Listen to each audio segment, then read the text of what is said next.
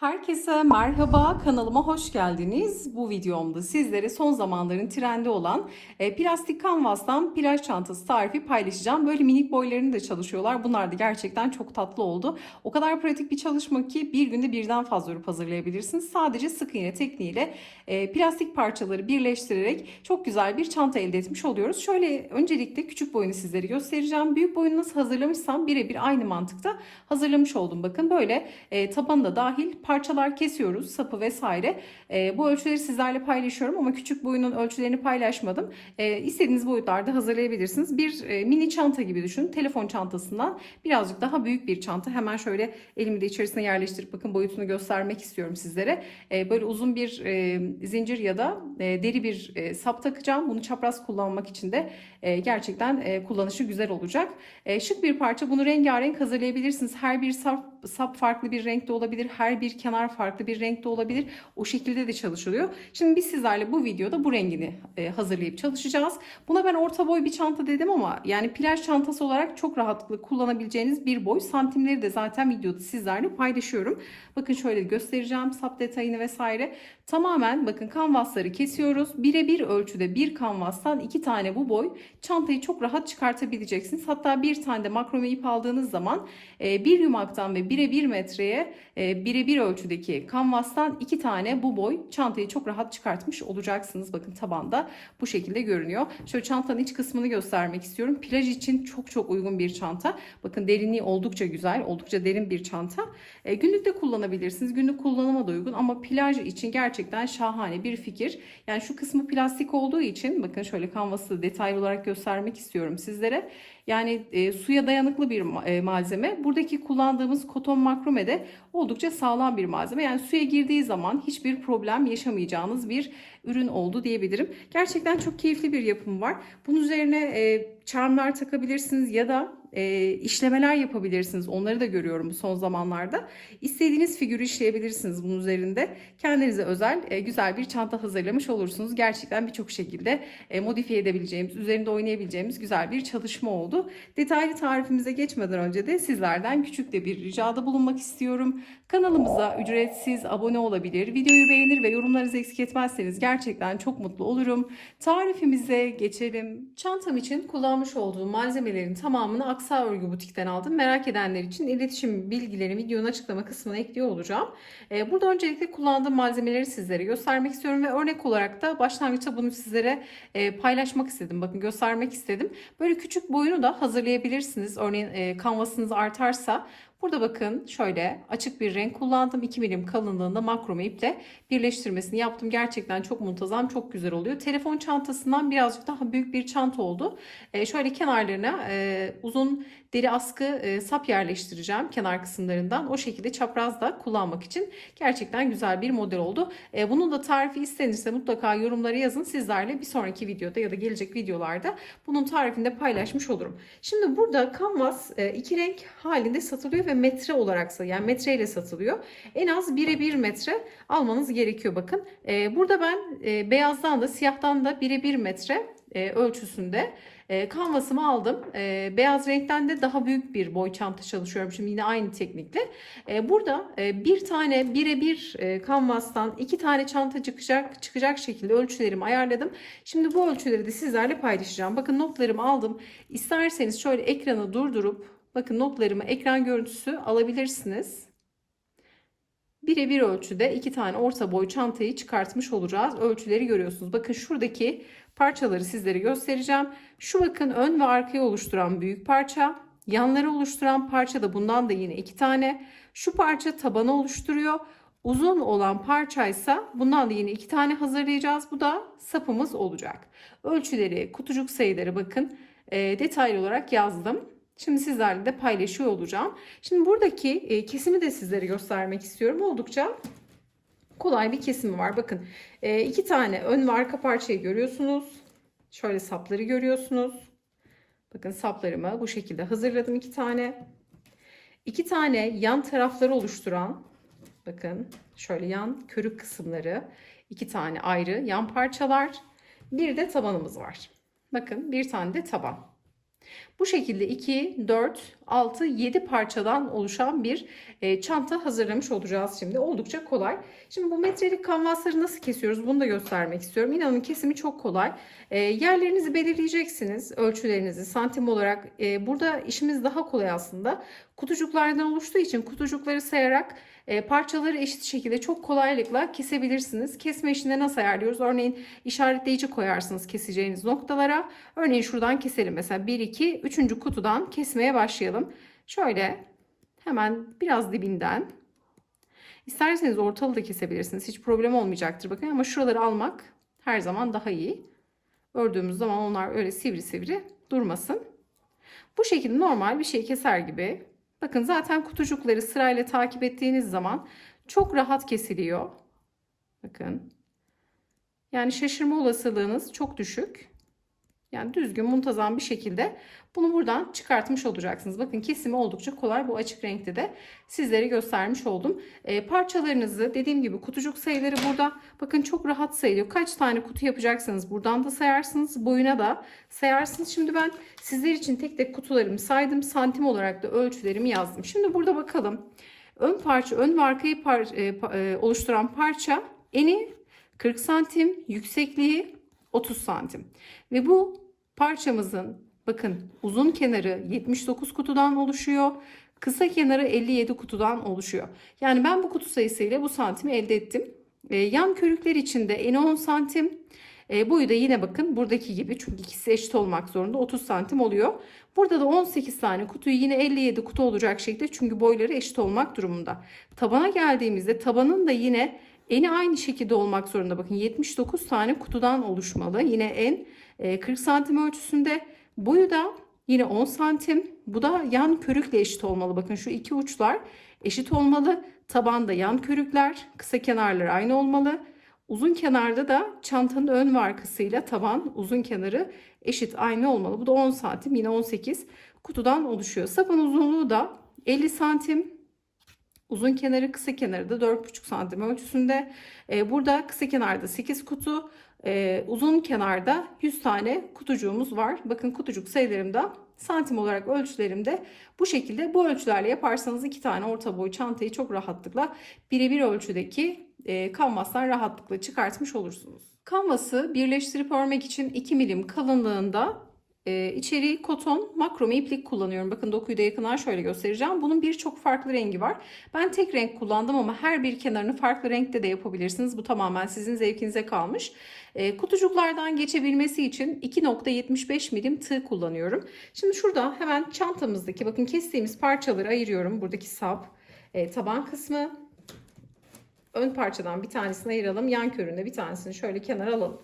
Öncelikle burada ne yapacağız bakın. Önce yan kenarı bakın ön parçayla birleştireceğim. Bu uca geldiğimde hemen şurada tabanı alacağım. U şekilde birleştireceğiz. Tabanı yerleştireceğiz. Tabandan sonra diğer yan körüğü yerleştireceğim bakın. Buradan başlayacağız şu uçtan. Buradan gelip bu şekilde en son burada bitişimizi yapmış olacağız. Şimdi ne yapıyorum? Bu kanvasların da şöyle düzü ve tersi var. Buna mutlaka dikkat edin. Bir taraf daha kabartılı duruyor. Bir taraf daha düz duruyor.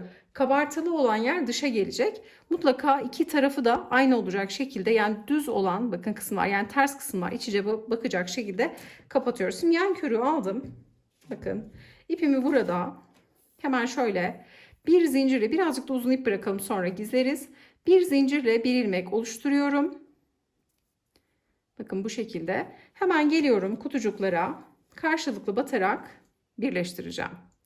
Hemen geldim ilk kutudan bakın ilk kutucuktan giriyorum direkt. İlmek çıkarttım. 2 ilmek var doladım. Sık iğne örüyorum. Bakın direkt sık iğne çalışacağız. Bir sonraki kutuya batıyorum. İkisini aynı anda batıyorum bakın. İlmek çıkarttım. Sık iğne. İki kutuya da aynı anda batıyorum. Bakın zaten üst üste koyduğunuz zaman eşit geliyor. Burada sayılarınızın eşit olması çok önemli. Önce çantanızın boyutuna göre daha farklı boyutlarda da çalışabilirsiniz. Ön ve arka gövdeyi yapın. Daha farklı şekillerde de olabilir. Bu şekil olmak zorunda değil. Şimdi sık iğnelerimizi örerek buradaki uç kısma kadar gelelim. Tabanı hemen nasıl dahil ediyoruz? Bunu tarif edelim. Tarif etmiş olduğum gibi sıra sonuna geldim. Sonda 2 kutu kaldı. Yine 2 kutuyu da aynı şekilde bakın son kutuya kadar Tamamen sık iğne örüyorum. Şimdi burada yan körün bir tanesini yerleştirdik. Şimdi tabanı alacağız. Tabanı dahil edeceğiz. Yine ters ve düz kısmına dikkat ederekten aynı yönde olmasına dikkat ediyorum. Hemen getirdim. Şu yan körü şöyle açacağım. Bakın şimdi tabanla ön büyük parçayı birleştireceğiz. Yan körü kenarda kalacak. Şimdi burada bakın ilk kutuya sık iğne ördük. Yine buradaki ilk kutuyu tam bu ilk kutunun üzerine getiriyorum. Şimdi yine bakın ön parçaya batmıştık. Bir kez daha batıyorum. Yine burası ilk kutu olduğu için. Şimdi karşı parçadaki yeni aldım taban kısmındaki ilk kutuya da batıyorum ve sık iğne örüyorum bakın. Bunu bu şekilde ilk kutucuklar karşılıklı gelecek şekilde birleştirdim. Birer tane böyle kaydırırsanız hemen sıra bozulur. Böyle yamuklaşma olur hemen. Buna dikkat edin mutlaka kaydırmadan. Bakın bir tane sık iğne ördüm. Şimdi tabanla öndeki büyük parçayı örmeye devam ediyorum burada. Bakın her birine bir tane sık iğne örerek geleceğiz şimdi. Hemen buradaki tabanla ön parçanın son kısmına kadar gelelim, birleştirelim. Bakın burada sıramızın sonuna yaklaştık. Şimdi son kutucukları da yine sık iğnelerimi örüyorum. Bakın eşit geliyor. Saymakta fayda var. İstediğiniz santim ölçüsünde kanvaslarınızı rahatlıkla kesebilirsiniz. Ama burada yani kutucuklar eşit gelirse işiniz çok daha kolay olur. Şimdi son kutuya da battık bakın. Şimdi yan körü dahil edeceğim. Hemen buradaki körü de kontrol ediyorum. Aynı dokular iç içe gelsin. Şimdi buradaki tabanı ayırıyorum. Bakın tabanı dahil etmiyorum. Hemen yan körüğü getirdim. Tekrar bakın son battığım bu çantanın ön tarafındaki büyük parçaya son bakın battığım yere tekrar batıyorum. Ve bu parçanın da ilk kutucuğuna batarak bu şekilde eşit gelmesi gerekiyor kutucukların. Sık iğnemi örerek başlıyorum bakın. Şimdi yine karşılıklı kutulara sık iğneler örerek devam edeceğiz. Burada hemen İpimizi kopartıp bitişi sizlere göstermek istiyorum. Yine diğer taraflarda olduğu gibi birleştirmemizi yapıyoruz burada da. Sıramızın sonuna geldik. Son kutucuğa da batıyorum. Sık iğnemi ördüm. Hemen şöyle bir tane zincir çekerek ipimi burada bir 5 santim kadar kesmem yeterli. Kesip ilmeğimden bakın bu şekilde direkt çıkartarak kilit yapıyorum. Şimdi bakın U şeklinde birleştirdik. Birinci parçayı U şeklinde birleştirdik. Şimdi diğer tarafı çeviriyorum. Bakın yan körükler tamam. Burada taban kısmı tamam birleşti. Şimdi ne yapıyoruz? Diğer parçayı alacağız. Bakın diğer arka parçayı. Burası ön olsun, burası arka olsun örneğin. Şimdi buradaki birleştirdiğim taktiğim birebir aynısı. Hemen bu kenardan başlayacağız, birleştireceğiz. Buradaki son kutucuğa battıktan sonra yan körü bırakıp tabanı dahil edeceğiz. Tabanda da yine ilk kutucuklar bakın şöyle göstereyim. Hemen buraya geldiğimizde buradaki son kutucuklara karşılıklı batacağız. Tabanı ayıracağız. Buradaki ilk kutu ve buradaki ilk kutuya da yine birer tane sık iğne öreceğiz. Yani şuradaki yaptığımız işlemin birebir aynısı. Buradan dönüşümüzü de sağlayarak ön parça bakın birleştirdiğimiz ilk parça gibi yani U şeklinde birleştirdiğimiz aynı teknikle buradan başlayarak U şeklinde birleştirmemizi yapacağız. Sonra şu iki kenar açık kalıyor. Onları da birleştireceğiz ama burada ipi kopartmayacağız. Ne yapacağız? Ağız kısmındaki sık iğne kısmında gideceğiz. Hemen U şeklinde birleştirmeyi yapalım ve bir diğer aşamaya birlikte devam edelim. Yeni başlayanlar için de hemen şöyle göstermiş olalım. Bir zincirle bir ilmeğimi oluşturdum. Hemen mutlaka bakın parçayı kontrol ediyorum. Tersini düzünü. Aynı yönler birbirine baksın. Şimdi geldim kenardan. Hemen ilk kutucuktan başlıyorum birleştirmeye.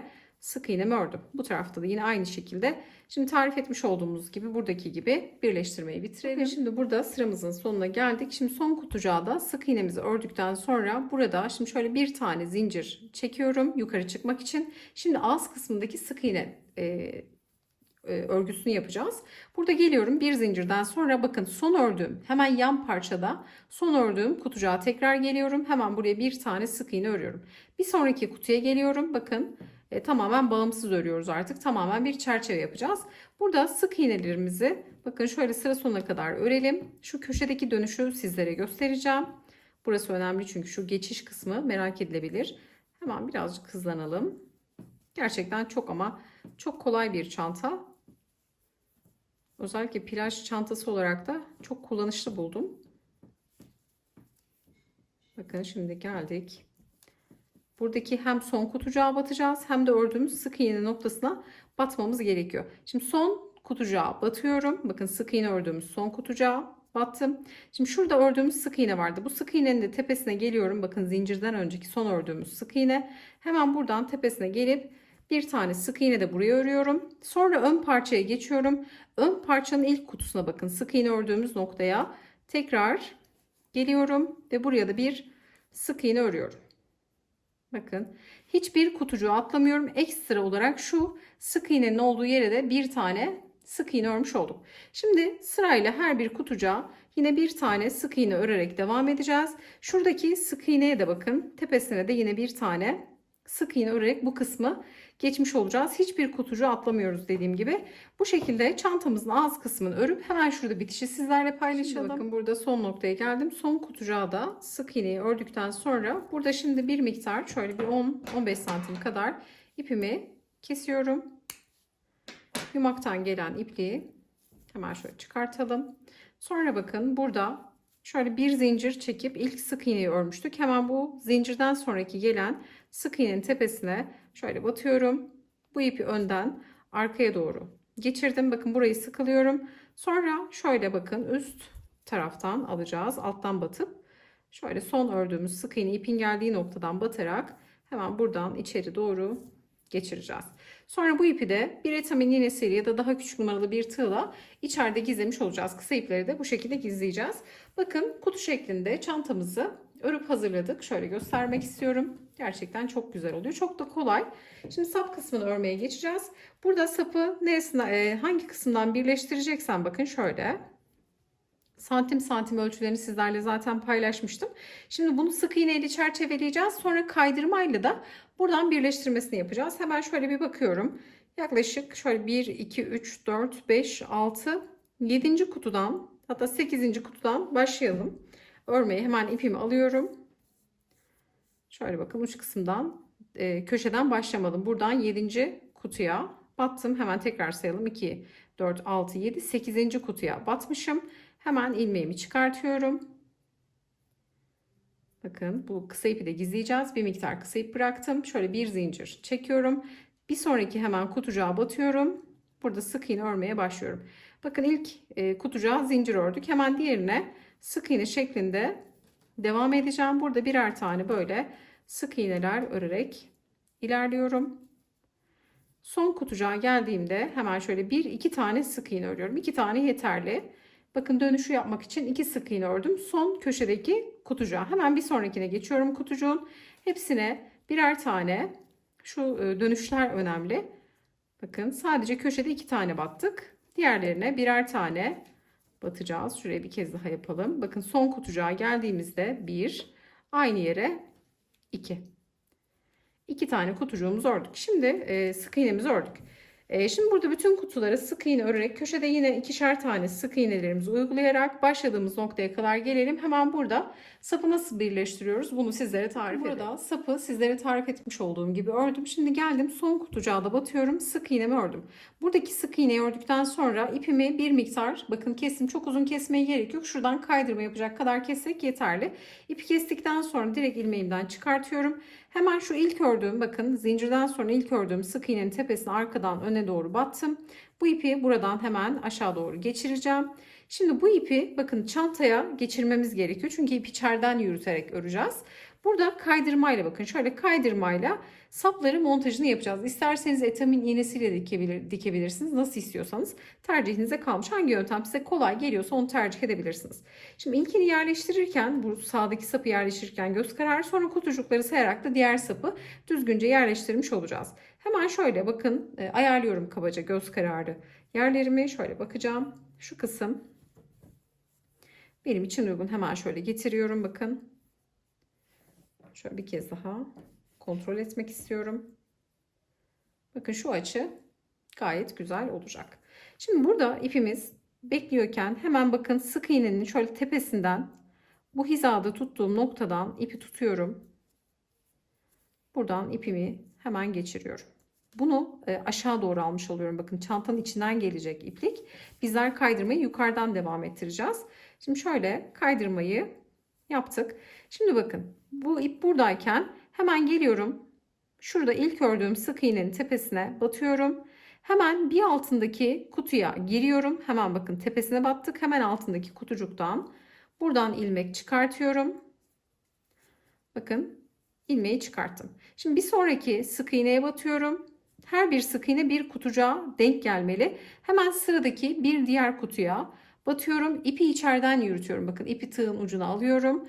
Batış yaptığım yerlerden çıkartıyorum. Çıkarttığım ilmeği bekleyen ilmekten kaydırıyorum. Bu şekilde. Hemen bir diğer sık iğneye batıyorum. Sıradaki gelen. Hemen bir sonraki kutucuğa batıyorum. Tekrar ipi alarak çıkartıyorum ilmeğimi. Bekleyen ilmeğin içinden geçiriyorum. Hemen bir sonraki sık iğneye geliyorum. Sıradaki kutucuğa batıyorum. Yine ilmeği çıkarttım. Bekleyen ilmekten kaydırdım. Şimdi bu kısmı şöyle kesmeden birlikte birleştirelim sizinle beraber. Bakın oldukça keyifli. Hiçbir zorluğu yok. Yani tığla zorlanırsanız isterseniz etamin iğnesiyle de dikebilirsiniz ama inanın tığla her zaman bu birleştirme çok pratik oluyor. Şimdi geldim son noktaya. Kaydırmamı yaptım. Şimdi geldim buradaki bakın şöyle son yani şurada iki tane köşede sık iğnemiz vardı. Birinciye battım. İkinci sık iğneye battığımda hemen çaprazındakine batıyorum şöyle. Çaprazındakine batıp şimdi bakın bu taraftan birleştirmeye devam edeceğim. Hemen buradan geliyorum. Bir diğer kutucuğa. Şimdi aşağı doğru birleştirdik. Şimdi sola doğru bakın kayarak birleştirmeyi yapıyoruz. Şöyle bir miktar yapalım. Hem bu aşamada net görünsün.